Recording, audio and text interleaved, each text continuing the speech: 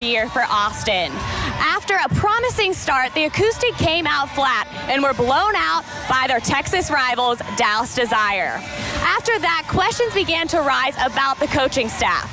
Are they capable of creating a culture of stability and winning deep in the heart of Texas? Some of their leadership will have to come from the players. In order to beat Los Angeles, the Acoustic will need quarterback Tashay Winfrey and center Steph Wickett to be strong voices in the locker room and back it up on the field. Both of these leaders realize a playoff berth is on the line tonight. Back to you. Thanks, Desi. Definitely a playoff-type atmosphere. It's the Los Angeles Temptation versus the Austin Acoustic. Who takes the next step toward the play? Thanks, Mitch. Despite a 44-8 season-opening thrashing of the Austin Acoustic, this Seattle Mist team was not happy with their performance. This is a roster led by head coach Chris Michelson, who demands perfection. In talking to Coach Michelson, he is committed to his scheme of riding the arm of KK Matheny and the legs of Stevie the Bull Schnorr. This is a veteran squad that signed yet another key free agent in Kim Chase, who just so happened to play for Los Angeles in 2015. They say sports teams win because of the chemistry in the locker room. Well, that's exactly what Seattle has, chemistry. This is a veteran roster that plays as one unit. Even the marquee players like Danica Brace, KK Matheny, Bryn Renda, Stevie Schnorr, Dominique Malloy, Jenna Wise, Kim Chase, Sage Steinmetz, and the list goes on.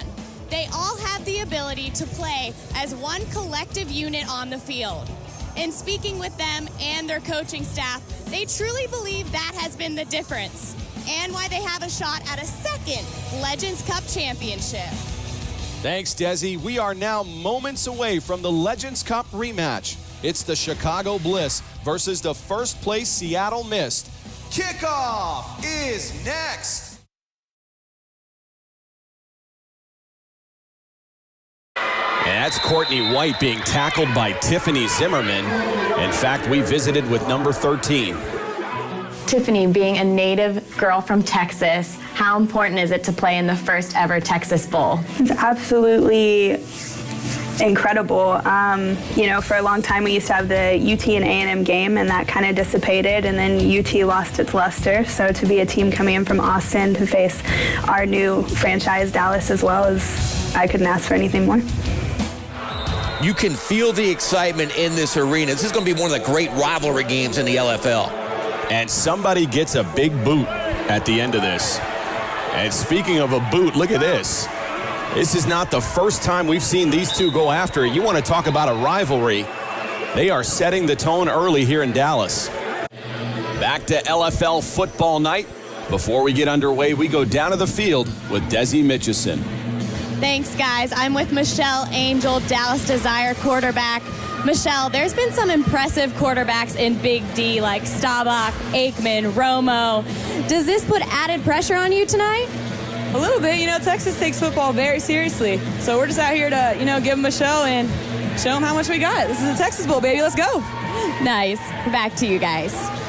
Michelle Angel having a great year so far, but Tony Romo, I think, has got a little edge at the quarterback position. Not going to disagree with you there. He had one heck of a season until he went down last year. Now Michelle Angel taking duties at quarterback in Dallas. That's Michelle Marshall with the kickoff. Courtney White. That is the speedster running back now returning kicks. That was a good, solid 16-yard return as Dallas goes to work. Courtney White in their first game, she had one of the greatest runs I've seen in LFL history, coast to coast. Let's see if she can do it again tonight. She caught up with Rice earlier.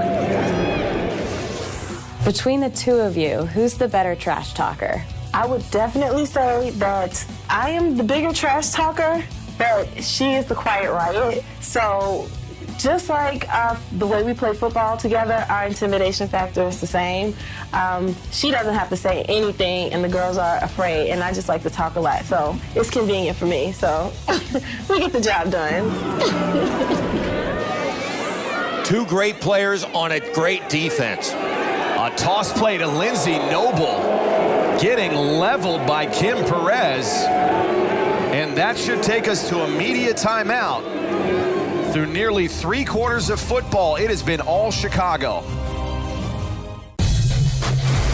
Warrior Black, the official eye black of LFL athletes. And we said, is he willing to open up this offense? He said, absolutely. So perhaps that's what we're looking at tonight. Kiara Patterson to Cynthia Schmidt. We will see. On the other side of the ball, you've got the Atlanta Steam.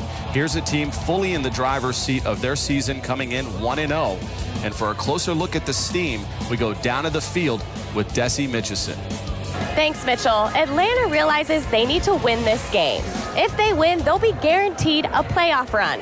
More importantly, they realize they're facing a desperate Los Angeles team that not only needs to win, but do so by 35 points or more. Head coach Dane Robinson understands this and plans to rely on his triplets, young gun quarterback Dakota Hughes, wide receiver Lauren Ziegler, and defensive captain Adrian Purnell. Forget about a desperate Los Angeles team and focus on what put Atlanta in the driver's seat for the Eastern Conference. Going 3-1 with a berth in the playoffs. How have they gotten to this point? On the backs of several horses, starting with quarterback Michelle Angel, who continues to develop in this offense. But the real story in Dallas has been the emergence of Jade Randall, a favorite to win Rookie of the Year and a dark horse for league MVP honors. The Harvard grad has been consistent on both sides of the ball. According to several members of the team and the coaching staff, individual recognition is great, but their sights are set on the playoffs and a Legends Cup run. Back to you guys. Thanks, Desi. It's week 14 of LFL football night. Shalyn Durham and the Omaha Heart battling Michelle Angel and the surging Dallas Desire. Say it with me, America. Kickoff is next. Back to Omaha. 15 was a storybook season for Seattle's gunslinger, KK Matheny. She moved her entire life from Tampa, Florida to Seattle for a chance to win a Legends Cup championship. Not only did she win a championship, but she was named the top passer in the league. Fast forward to 2016, and as you mentioned, KK is having a hangover season. She frequently isn't connecting with her receivers, specifically her longtime favorite, Bryn Renda. In speaking to KK Matheny, she feels the postseason is her time. KK may only stand at 5'2", but we've seen her play big in the playoffs. Back over to you guys. Thanks, Desi. For the Legends Cup. I'm with Seattle head coach Chris Michelson. Coach, this is a similar scenario to earlier this season where you're up at halftime, Danica gets knocked out of the game, and you lose to this Dallas team. How do you prevent that from happening again? Well, we have the halftime speech that we just did, and then reminded them all what happened last time. So they're ready, they're prepared, and we're going to come out this half and score right away and put this game away. Thanks, Coach. Back over to you guys. Well, that's a very confident Chris Michelson. Hey, he's at home tonight. He is 100% right. But The left side has a receiver. That is complete to Stevie Schnorr, just looking down at Deandra Fry. Speaking of Matheny, we met with her earlier. KK, you and Coach Michelson seem to have a love followed by frustration type of relationship. Is that right? Yeah, for sure. I mean, but at the end of the day, I don't think it's really frustration. It's just him seeing something and then me not executing. I respect him so much as a coach, and I know he respects me as a player, so that's why the dynamic works. He's very passionate, so am I, and I think that play translates on the field. They are both passionate. They're both A personalities. There's going to be a conflict there a lot of the time, but they do love each other. 2nd and 3. A lot of confusion on the offense. They didn't know the play. They didn't know the play. I know, but we're not lined up in the shovel. She's in the backfield. Wake the up. What timeout? Weak bull on the weak side pursuit on defense, picking your and they fumble the ball, and she picks it up by herself and runs in because we have no weak side pursuit. Now we get on the line, we don't know what the play is. Wake the up.